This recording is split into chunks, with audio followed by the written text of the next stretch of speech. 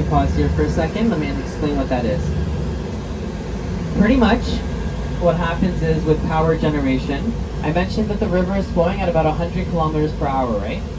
So we have those gates and the river is flowing really hard, and we open and close those gates depending on the time of day, the flow of water that's coming at that particular time, if it's daytime or nighttime, because we don't want to stop too much water from going to the waterfalls so it can still be beautiful, you know? They still want to sell Journey Behind the Falls tickets and boat cruise tickets, right? So what they do is they have a different, agreements that, are made with us and also with the United States on how much water to take and what time of day to take it. Then what happens is the water is flowing really, really fast and it hits those gates, right?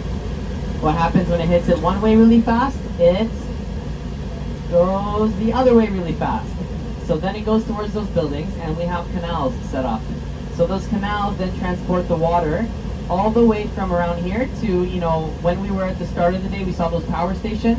It transports it all the way over there, and then that water and the energy created by the power of that water is then converted into hydroelectricity, which we then use for those 4,500 megawatts in the Canadian and the American power stations I showed you. So that's the process for that. Now, 1 second, please.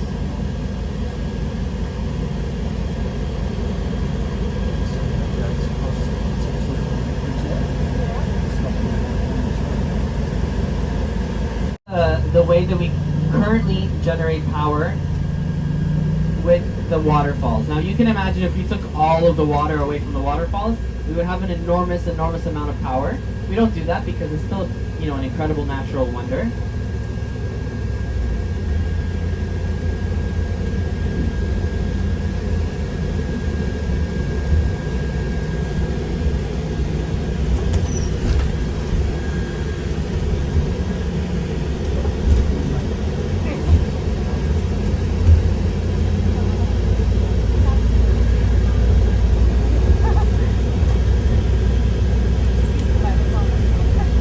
Now this building on the right side, so that's that limestone building I told you, that's actually called the Ontario Power Generating Station.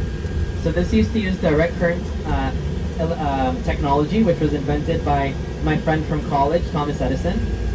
So we actually did it together, it was a project.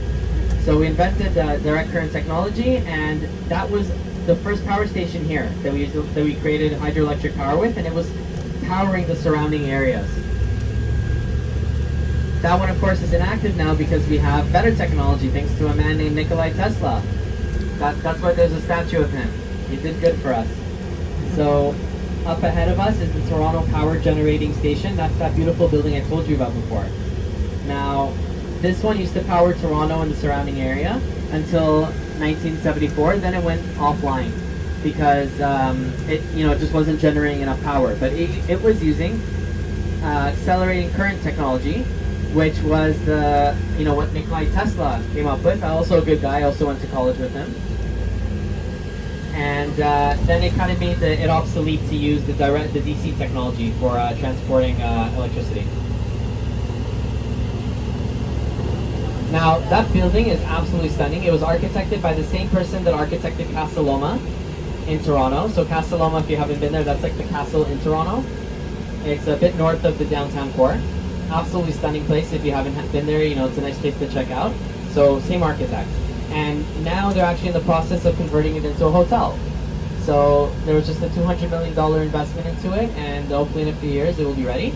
And yeah, that's going to be a hotel. So if you ever come back to this area, that would be a great place to stay at.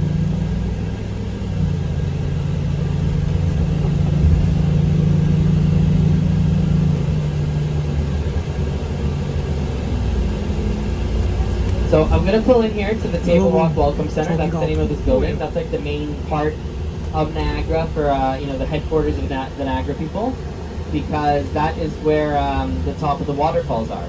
So for those that are not doing Journey Behind the Falls, you guys are going to have an awesome time. Walk along the railing. You can take some really nice photos there. It's